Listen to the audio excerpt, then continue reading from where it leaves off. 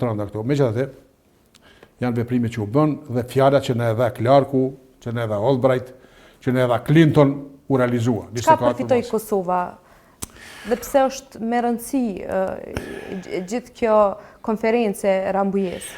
Kosova përfitoi atë që në fakt nuk e ka imagjinuar që mund ta përfitoj, miqësinë me ata të cilët dinë ta bëjnë realitet atë që është kulmi së mirës njerëzore, lirinë.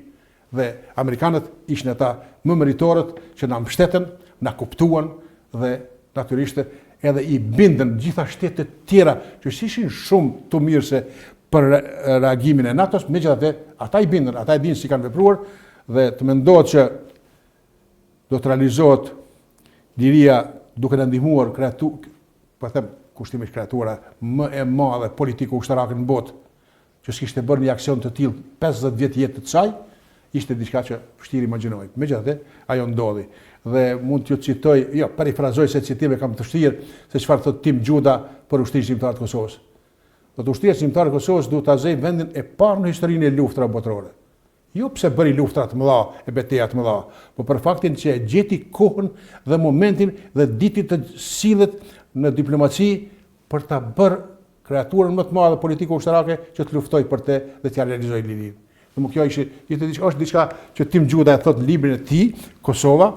Këto domethënë gjëra kërkoj falje se kjo tash po bjen sikur jam mjaft subjektiv, po megjithatë këto janë të vërteta lakuriqe që s'ke si i thua ndryshe. A konsideroni që kështu e pastër do të dalë pas procesit në Hag, meq po ju pyes për fund, javën e ardhshme pritet pra të dëgjohen fjalët e fundit për mbyllje të gjitha palëve para trupit gjykues në Hag, a prisni lirimin e 4-shës së UÇK-s? E ndëruar,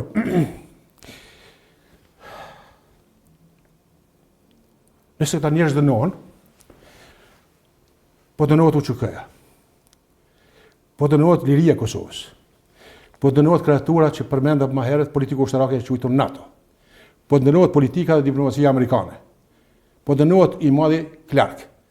Nëse kjo pështjell e quajtur gjykat do vendos që t'i mbajt i dënoj këta njerëz, ka bërë gabimin më të madh historik që s'ka mu përsërit besoj kur më një gjë e tillë, sepse i keni dëgjuar deklarimet edhe të James Robinit, edhe të Clarkut, edhe të tjerëve që janë po kështu me respekt, çfarë thonë?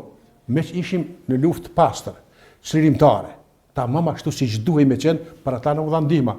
Po t'ishim ashtu siç dikush pretendon se mund t'ishim, kush na kishte ndihmuar? Andaj, po e përsëris edhe një herë thënien e Zoris Albright. Po të mos ishit kështu që jeni, që keni vendosur me vdek për lirinë e juaj, nuk e kishit pas ndihmën tonë, e keni djemtë e mi. Domethënë, kjo gjë e keni dhe koincidon një datë e çuditshme, 16 qershori 1998, kur legislativi amerikan vendos që luftën e ushtrisë shqiptare të Kosovës mos e quajmë terroriste, që është quajtur përpara, por luftën një ushtrie me një ushtri tjetër, për lirinë e saj.